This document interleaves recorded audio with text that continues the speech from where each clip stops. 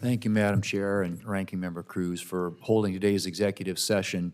That is a very sobering issue, and this is legislation, the COSA bill, which, as you point out, Senators Blackburn and others, Blumenthal, have worked on for a really long time.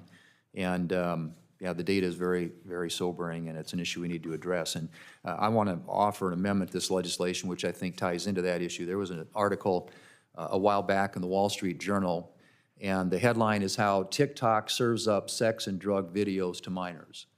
And I've been working on a bill for some time. It's in the last two Congresses, co-sponsored by Senators Blackburn, Moran, Schatz, Lummis, Klobuchar, Collins, Blumenthal, and Warner. And I want to offer it as an amendment to this. It's one of several, I think, tech bills that needs this committee's attention. We have yet to, since I introduced this bill back in 2019, consider any proposals to bring additional transparency and accountability to the largest tech companies. And exactly 1 year ago, I offered and withdrew the Filter Bubble Transparency Act as an amendment when the committee passed COSA with a commitment that filter bubble would be considered at a future markup. And I think this is that perfect opportunity, that perfect markup. It's my view that this committee has a unique opportunity to exercise its jurisdiction to address many of the concerns we've all heard about social media's damaging effect on consumers. We've all heard the testimony time and time again in front of this committee that people aren't always aware of the way that big tech companies collect user data and mold online experiences for billions of users, which is exactly why I introduced this legislation in the first place.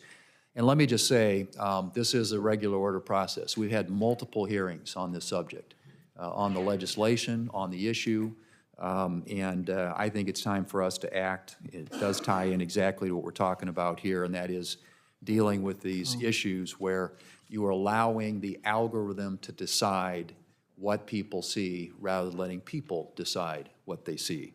The filter bubble is a very simple concept. A tech company has to notify you if they are using an algorithm to manipulate the content that you see. And secondly, they have to give you the option of not being manipulated by an algorithm and just seeing content in a regular chronological feed. It's a straightforward way of bringing more transparency and more accountability to big tech, and children are certainly subjected on a daily basis to the filter bubble.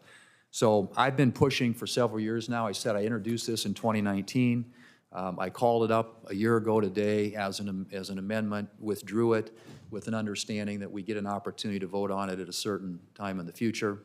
And we've had multiple hearings on this subject. It's a very clear and simple response and something that I think this committee ought to act on in this space.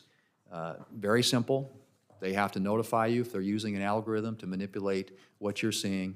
Secondly, they have to give the consumer the option to decide whether or not they want to be manipulated by an algorithm or whether they would like to see their content in a normal chronological feed.